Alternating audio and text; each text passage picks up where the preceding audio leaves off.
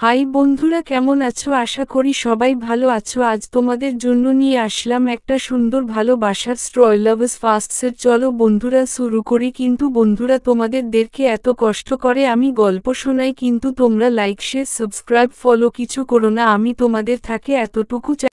ভালোবাসা খুব দ্রুত আসে, কিন্তু সত্যিকারের ভালোবাসা থেকে যায় অনেক ধীরে। এই কথাটা কেউ বুঝতে পারে না যতক্ষণ না সে নিজের জীবনে হারিয়ে ফেলে সবচেয়ে প্রিয় মানুষটাকে। আসামের গুয়াহাটির ব্যস্ত শহরে রুদ্রর জীবন ছিল খুব সাধারণ। সকালে অফিস, বিকেলে বন্ধুদের আড্ডা, রাতে ফোন স্ক্রল করতে করতে ঘুম। ভালোবাসা নিয়ে তার কোনো আগ্রহ ছিল না।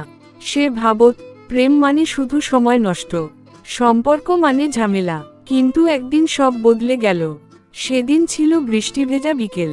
অফিস থেকে ফেরার পথে বাসস্ট্যান্ডে দাঁড়িয়েছিল রুদ্র। হঠাৎ ঝড়ো বাতাসে কারো হাত থেকে ছাতা উড়ে এসে পড়ল তার পায়ের কাছে।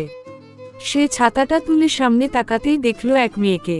ভেজা চুল, কপালে বৃষ্টির ফোঁটা, চোখে একরাশ বিরক্তি আর লজ্জা মেশানো হাসি। মেয়েটি বলল, আমার ছাতাটা। রুদ্র ছাতাটা এগিয়ে দিল। আপনার ছাতা, কিন্তু মনে হচ্ছে আপনাকে খুব একটা মানছে না। মেয়েটি হেসে ফেলল, মানে? কারণ আপনি নিজেই বৃষ্টির মতো সুন্দর। মেয়েটি অবাক হয়ে তাকালো, তারপর বলল, আপনি কি সবার সাথেই এমন কথা বলেন? রুদ্র মুচকি হেসে বলল, না, শুধু যাদের প্রথম দেখাতেই ভালো লাগে। মেয়েটির নাম ছিল তিথি। সেদিন থেকে শুরু। প্রথমে মাঝে মাঝে দেখা, তারপর ফোন নম্বর আদান প্রদান, তারপর প্রতিদিন কথা। রুদ্র নিজেই বুঝতে পারছিল না কিভাবে সে বদলে যাচ্ছে। যে মানুষটা প্রেমকে সময় নষ্ট ভাবত, সেই এখন রাত জেগে কারো মেসেজের অপেক্ষা করে। তিথি ছিল একদম আলাদা। সে ছোট ছোট জিনিসে খুশি হতো।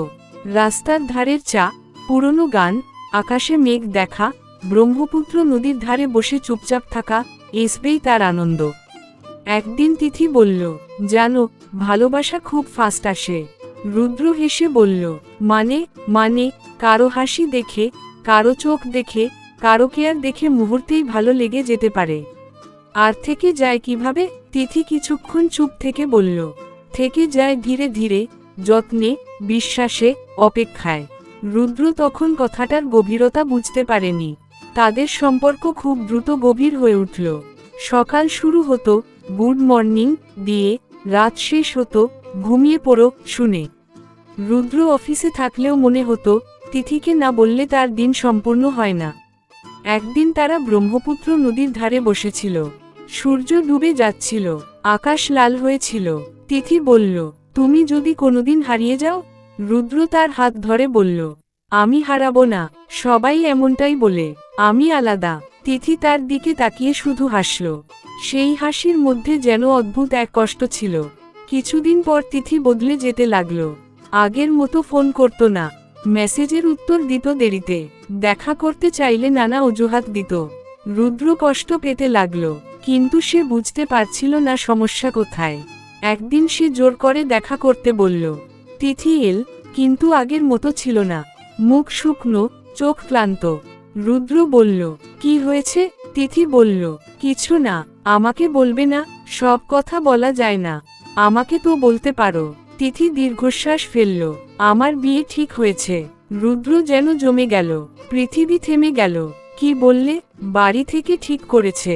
আমি না করতে পারিনি। তুমি আমাকে ভালোবাসো না? তিথি কেঁদে ফেলল, ভালোবাসি বলেই তোমাকে ছেড়ে যাচ্ছি। এটা কেমন কথা? সব ভালোবাসা একসাথে থাকা না, রুদ্র। রুদ্র চিৎকার করে বলল, আমি তোমাকে ছাড়া বাঁচব না। তিথি কাঁদতে কাঁদতে বলল, মানুষ সবকিছু ছাড়া বাঁচতে পারে, শুধু সময় লাগে। সেদিন তাদের শেষ দেখা ছিল। তারপর তিথি হারিয়ে গেল। ফোন বন্ধ, সোশ্যাল মিডিয়া বন্ধ, কোনো যোগাযোগ নেই। রুদ্র ভেঙে পড়ল। অফিসে মন বসত না, বন্ধুদের সাথে আড্ডা ছেড়ে দিল। রাতে ঘুম আসতো না। তিথির পুরনো মেসেজ পড়তো আর কাঁদত।